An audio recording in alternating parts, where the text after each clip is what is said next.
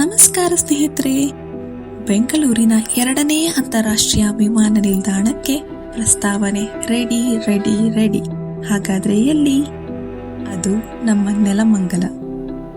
ಹೌದು, ಸಾಕಷ್ಟು ಅಳೆದು ತೂಗಿ ಪರಾಮರ್ಶೆ ಕೈಗೊಂಡ ಬಳಿಕ ಬೆಂಗಳೂರಿನ ಬಳಿ ಉದ್ದೇಶಿತ 2ನೇ ಅಂತಾರಾಷ್ಟ್ರೀಯ ವಿಮಾನ ನಿಲ್ದಾಣ ನಿರ್ಮಿಸಲು ನೆಲಮಂಗಲ ಕುಣಿಗಲ್ ನಡುವೆ ರಾಷ್ಟ್ರೀಯ ಹೆದ್ದಾರಿ 75ಕ್ಕೆ ಹೊಂದಿಕೊಂಡಿರುವ ಸ್ಥಳವನ್ನು ರಾಜ್ಯ ಸರ್ಕಾರ ಆಯ್ಕೆ ಮಾಡಿಕೊಂಡಿದೆ. ಇದೇ ಜಾಗದಲ್ಲಿ ಮಹತ್ವಾಕಾಂಕ್ಷೆಯ ವಿಮಾನ ನಿಲ್ದಾಣ ನಿರ್ಮಿಸಲು ಪ್ರಸ್ತಾವನೆ ಅಂತಿಮಗೊಳಿಸುವ ಬಗ್ಗೆ ಸರ್ಕಾರ ಹೆಜ್ಜೆ ಇರಿಸಲು ಮುಂದಾಗಿದೆ.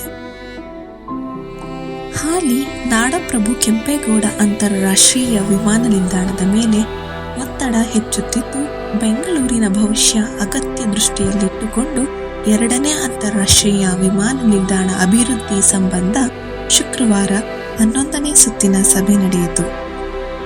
ಐಡೆಕ್ ಸಂಸ್ಥೆ ಗುರುತಿಸಿದ್ದ 7 ಜಾಗಗಳ ಪೈಕಿ ನೆಲಮಂಗಲ ಬಳಿ ಸೂಕ್ತ ಎಂಬ ತೀರ್ಮಾನಕ್ಕೆ ಬರಲಾಗಿದೆ. ತಾಂತ್ರಿಕ ಮಾನದಂಡಗಳು ಹಾಗೂ ರಾಜ್ಯದ ಅಭಿವೃದ್ಧಿ ದೃಷ್ಟಿಯಿಂದ ಈ ಸ್ಥಳ ಸೂಕ್ತ ಆಯ್ಕೆ ಎಂಬ ನಿರ್ಧಾರಕ್ಕೆ ಬರಲಾಗಿದೆ ಎನ್ನುತ್ತವೆ ಮೂಲಗಳು. ಹಾಗಾದರೆ ಇದೇ ಜಾಗ ಆಯ್ಕೆ ಏಕೆ ಅಂದರೆ, ಬೆಂಗಳೂರು ಕೇಂದ್ರ ಭಾಗದಿಂದ ಸುಮಾರು 30 ಕಿಲೋಮೀಟರ್ ವ್ಯಾಪ್ತಿಯೊಳಗೆ ಇದ್ದು ನೆಲಮಂಗಲದವರೆಗೆ ಈಗಾಗಲೇ ಮೆಟ್ರೋ ಸಂಪರ್ಕ ವಿಸ್ತರಣೆಯಾಗುತ್ತಿರುವುದು ಮತ್ತು ಬೆಂಗಳೂರು ಮೈಸೂರು ರೈಲು ಮಾರ್ಗವಿದ್ದು ಡಬ್ಲಿಂಗ್ ಯೋಜನೆಯನ್ನೂ ಕೈಗೆತ್ತಿಕೊಳ್ಳಲಾಗುತ್ತಿದೆ.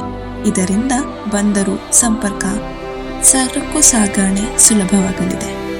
ಹಾಗೂ ಬೆಂಗಳೂರು ಮಂಗಳೂರು ರಾಷ್ಟ್ರೀಯ ಹೆದ್ದಾರಿ 75 ಹಾಗೂ ಬೆಂಗಳೂರು ಪುಣೆ ರಾಷ್ಟ್ರೀಯ ಹೆದ್ದಾರಿ 4 ಹಾಗೂ ಹಲವು ರಾಜ್ಯಗಳ ಹೆದ್ದಾರಿಗಳನ್ನು ಸಂಪರ್ಕಿಸುವುದು.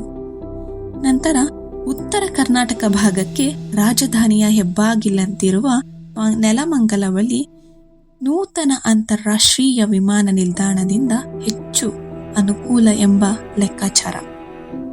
ಹಾಲಿ ನೈಸ್ ರಸ್ತೆ ಉದ್ದೇಶಿತ PRR ಹಾಗೂ STRR ರಸ್ತೆ ಸಂಪರ್ಕ ಜಾಲದಿಂದ ಬೆಂಗಳೂರು ದಕ್ಷಿಣ ಭಾಗದ ಪ್ರಯಾಣಿಕರ ಅಗತ್ಯಕ್ಕೂ ಸ್ಪಂದನೆ ಸಿಗಲಿದೆ. ಡಾಬಸ್ಪೇಟೆ, ತುಮಕೂರು ಕೈಗಾರಿಕಾ ಪ್ರದೇಶಗಳಿಗೆ ಹೆಚ್ಚು ಅನುಕೂಲ. ಹಾಲಿ ನಾಡಪ್ರಭು ಕೆಂಪೇಗೌಡ ಅಂತಾರಾಷ್ಟ್ರೀಯ ವಿಮಾನ ನಿಲ್ದಾಣ ಸಂಪರ್ಕವು ಸುಲಭವಾಗಲಿದೆ. ಹಾಗಾದರೆ ಮುಂದೇನು?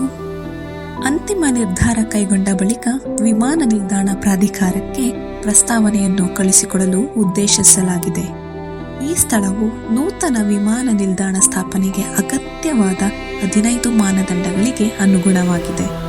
ಹಾಲಿ ಅಂತಾರಾಷ್ಟ್ರೀಯ ವಿಮಾನ ನಿಲ್ದಾಣದ 150 ಕಿಲೋಮೀಟರ್ ಆಸುಪಾಸಿನಲ್ಲಿ ಮತ್ತೊಂದು ವಿಮಾನ ನಿಲ್ದಾಣ ನಿರ್ಮಾಣಕ್ಕೆ ಅವಕಾಶವಿಲ್ಲ ಎಂಬ ಷರತ್ತು 2035ಕ್ಕೆ ಮುಗಿಯುತ್ತಿದೆ. ಸದ್ಯ 2ನೇ ವಿಮಾನ ನಿಲ್ದಾಣ ನಿರ್ಮಾಣ ಪ್ರಕ್ರಿಯೆ ಕೈಗೆತ್ತಿಕೊಂಡರೆ ಈ ಗಡುವು ಮುಗಿಯುತ್ತಿದ್ದಂತೆ ಕಾರ್ಯಾರಂಭಕ್ಕೆ ಅನುಕೂಲವಾಗಲಿದೆ ಎಂಬುದು ರಾಜ್ಯ ಸರ್ಕಾರದ ಉದ್ದೇಶವಾಗಿದೆ.